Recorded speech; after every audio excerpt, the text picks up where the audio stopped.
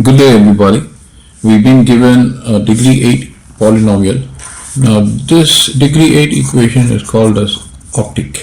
So this is the name that is used to address this. So remember, if the degree is 8 it is octic.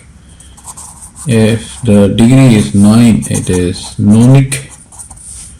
And if the degree is 10 it is called as desic, right? So it's always good to know these names. So we got an octic equation, so that means at most it can have 8 roots, but we are not sure if it is going to have 8 roots, right? So there is no guarantee. So what I wish to do is I would like to foremost consider this equation.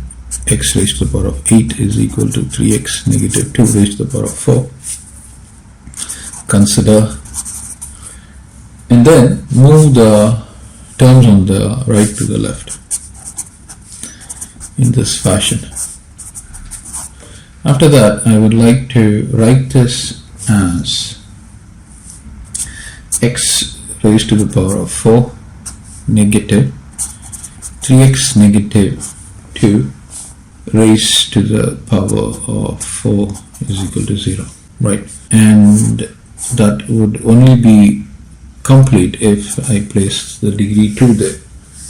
That's fair enough. Now after having it written in this fashion, we would have to know how exactly I can split this using a squared negative b squared formula, which is a negative b times a positive b.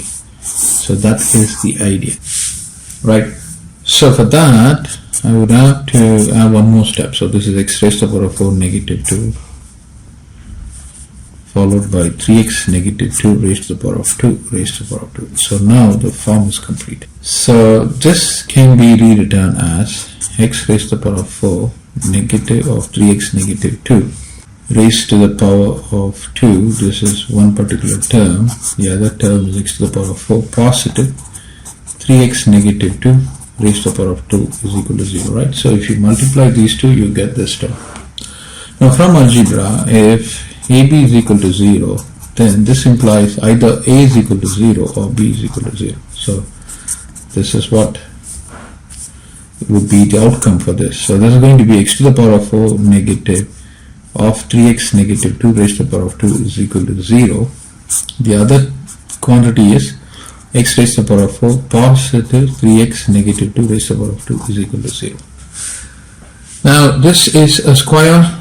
This is also a square raised to the power of another square. Now adding these two, you need to get a term equal to 0. This is not possible, right? So since this is not possible, you drop this. Okay, so we are left with only this term. Okay, so we have to just consider x raised to the power of 4 negative of 3x negative 2 raised to the power of 2 is equal to 0. This is what we have to work with. Now again I will be using the popular a squared negative b squared, which is a negative b times a positive b formula. So if I were to use this formula, this is going to be x raised to the power of 2 raised to the power of 2 negative 3x negative 2 raised to the power of 2 is equal to 0, which can be rewritten as x squared negative of 3x negative 2 times x squared negative positive of 3x negative 2 is equal to 0. Right, so you take the product, you get the term. Now from here, either x squared negative of 3x negative 2 is equal to 0 or x squared positive of 3x negative 2 is equal to 0.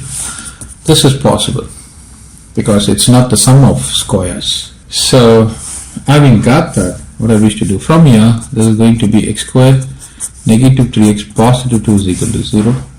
I can rewrite this as x squared negative x negative 2x positive 2 is equal to 0. From here, if I were to take x out, I get x negative 1. From here, If I were to take negative 2 out, I would get an x here, and a negative 1 is equal to 0, right? Negative 2 times x gives me negative 2x, negative 2 times negative 1 gives me positive 2. That's fine. So I take x negative 1 out, I get x negative 2 is equal to 0. From here, I will get x is equal to 1 and x is equal to 2. So 2 roots I have already obtained. Now this is nothing but x squared positive 3x negative 2 is equal to 0. I'm using quadratic formula. Negative 3 plus or minus root of 9 negative 4 times a is 1, c is negative 2 divided by 2 times of 1. Right, so this is equal to negative 3 plus or minus root of 9. 4 times 1 and 2 gives me 8, negative positive. That's going to be 8 there divided by 2. So this is equal to negative 3 plus or minus root of 9 added with 8 gives me 17 divided by 2. So it's a real root, right? So therefore, if I were to write the solution set, it's going to be 1, 2, negative 3, negative root of 17 divided by 2, and negative 3 positive root of 17 divided by 2.